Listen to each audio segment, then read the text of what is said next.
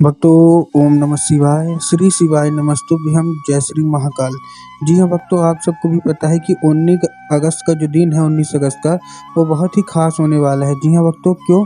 क्योंकि 19 अगस्त का दिन हिंदू धर्म का और सनातन धर्म का बहुत ही बड़ा दिन माना जाएगा। क्यों माना जाएगा? क्योंकि जो 19 अगस्त का जो दिन है, वो केवल और केवल रक्षाबंधन का ही दिन नहीं है। उस दिन क्या है, सावन का सोमवार भी है। तो अगर आपकी कोई भी ऐसी मनोकामना है जो कि अभी तक पूरी नहीं हो रही है, तो अवश्य रूप से मनोकामना पूरी कर लें। आपकी सारी की सारी जो इच्छा है, सारी की सारी जो मनोकामना है ना, वो पूरी होगी ही होगी। क्या करना है, कैसे करना है, पूरा आपको समझाने वाला हूँ। तो बस उपाय ध्यान से सुन के अच्छे से करिएगा ज़रूर। अगर आपने आज का ये उपाय ध्यान से सुन के अच्छे से कर लिया, तो अवश्य रूप से जो मनोकामना है ना, वो पूरी होगी ही होगी। देखिए, आपको भी पता है कि जो पूज्य गुरुदेव की जो कथा होती है, उसमें लाखों की भीड़ आती है। कैसे आती है भीड़? लाखों की भीड़ आती है। और जब गुरुदेव की कथा में लाखों की भीड़ आती है, तो वहाँ ज़्यादातर जो भक्त रहते हैं, वो क्या करते हैं? पत्र के द्वारा, किसके द्वारा? पत्र के द्वारा अपनी मनोकामना पहुँचाते हैं गुरुदेव के पास। तो ये पिछले साल की बात है, रक्षाबंधन का दिन था। और उसके पहले, मतलब रक्षाबंधन के कुछ दिन पहले गुरुदेव की कथा चल रही थी। और रक्षाबंधन के पहले गुरुदेव की जब कथा चल रही थी, तो वहाँ लाखों की भीड़ आई। अब जब गुरुदेव की कथा में लाखों की भीड़ आई, तो वहाँ ज़्यादातर जो भक्त थे, उन्होंने क्या किया? पत्र के द्वारा, किसके द्वारा? पत्र के द्वारा अपनी मनोकामना गुरुदेव तक पहुँचाई। तो गुरुदेव की कथा में जब पहुँचाई, तो वहाँ गुरुदेव ने पढ़ा, जब पत्र पढ़ा, तो सबकी अपनी अपनी मनोकामना थी। किसी की कर्जा मुक्ति की मनोकामना थी, किसी की कोई और मनोकामना, किसी की कोई और, मतलब तरह तरह की मनोकामना थी। और सब यही चाह रहे थे कि गुरुदेव कृपया करके कोई उपाय बता दें ताकि हमारी मनोकामना पूरी हो जाए। जब गुरुदेव ने ये देखा, तब गुरुदेव ने 2 से 3 उपाय बताए और कहा, केवल और केवल ये उपाय कर लेना, अवश्य रूप से तुम्हारी जो भी इच्छा होगी, जो भी मनोकामना होगी, वो अवश्य रूप से पूरी होगी ही होगी। जब गुरुदेव ने उपाय बताया, तो लोगों ने जा जाके इस उपाय को घर में करना शुरू कर दिया।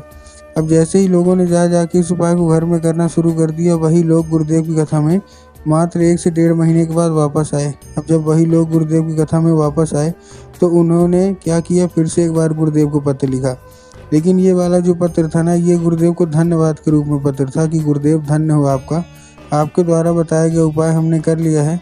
हमारी सारी की सारी जो इच्छा है, सारी की सारी जो मनोकामना है, वो पूरी हो गई है। आपका कोटि कोटि धन्यवाद।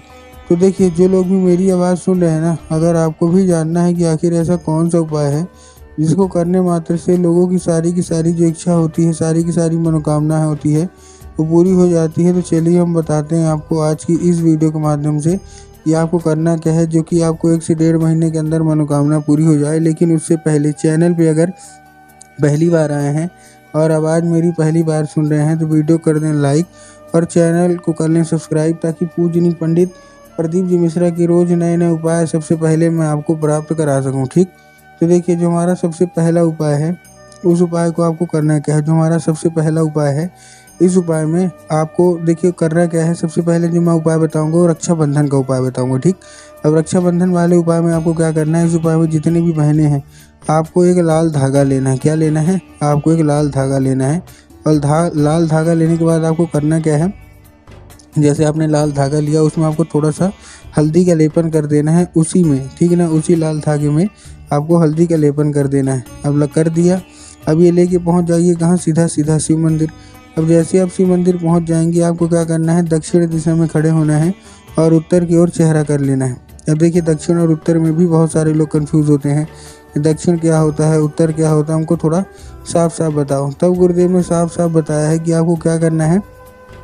आपको एक नाम लेके, कौन सा? महादेव का सुंदर सा नाम है, कुंदकेश्वर महादेव का नाम लेके क्या करना है? आपको अर्पित करना है। और जैसे ही आप अर्पित करेंगे, बाबा से उसको औषधि के रूप में मांगना है। क्या मांगना है?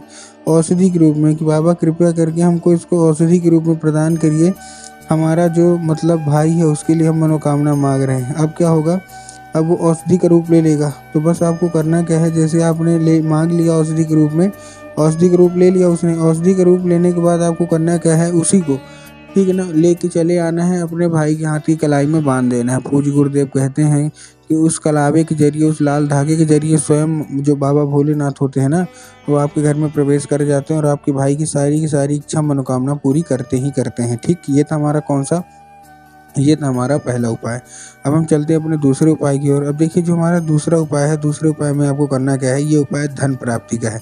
अगर आपके जीवन में धन की बहुत ज़्यादा कमी है तो धन प्राप्ति का ये उपाय अवश्य रूप से कर लें।